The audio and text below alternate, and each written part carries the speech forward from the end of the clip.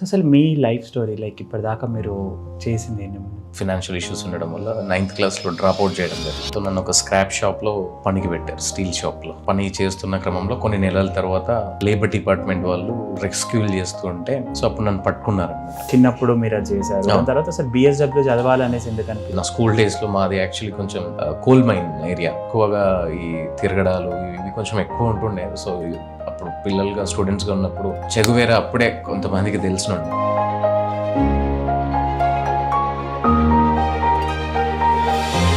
So ఈ child marriage awareness ఒకటి, next child labour ఇవి కాకుండా ఇంకేమన్నా ప్రాజెక్ట్స్ మీద ఎక్కువ ఫోకస్ సో చేస్తున్నాం? మేము ఎక్కువ అంటే సైకిల్ ఫర్ గర్ల్స్ అని ఒకటి ఉంది. నెక్స్ట్ ట్రైబల్ బ్రిడ్జ్ స్కూల్స్ అని ఉంది. ఓకే. ట్రైబల్ బ్రిడ్జ్ స్కూల్స్ ఏంటంటే నార్మల్గా ఇక్కడ నుంచి మన హైదరాబాద్ నుంచి ఒక 250 కిలోమీటర్స్ మేడారం.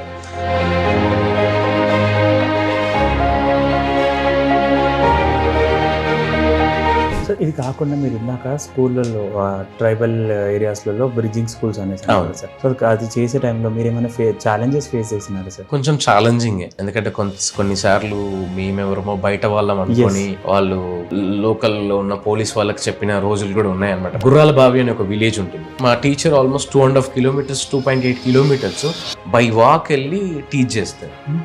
బై వాక్ ఇప్పటికీ కూడా చదివారు. దాని తర్వాత మీరు అక్కడ ఇంకో హోమ్స్ లో చేశారు కదా సార్. దాని తర్వాత పీపుల్ హెల్పింగ్ చిల్డ్రన్ స్టార్ట్ చేశారు. సో స్టార్ట్ చేసినప్పుడు మీరు అనుకుంది ఏంటి? ఇప్పటిదాకా మీరు చేస్తుంది ఏంటి? లైక్ స్టార్ట్ చేసినప్పుడు మీరు ఎట్లాంటి ప్రాజెక్ట్స్ మీద వర్క్ చేయాలని అనుకున్నారు? తన చైల్డ్హుడ్ ని కోల్పోతే, ఎందుకంటే నేను అది కోల్పోయాను కాబట్టి నాకు ఆ పెయిన్ తెలిసి ఎలా ఉంటుంది. ఇప్పటికీ కూడా చాలా ఆర్గనైజేషన్స్ లో ఉంటున్న పిల్లలకి వాళ్ళ బర్త్డేలు సెలబ్రేట్ చేయరు.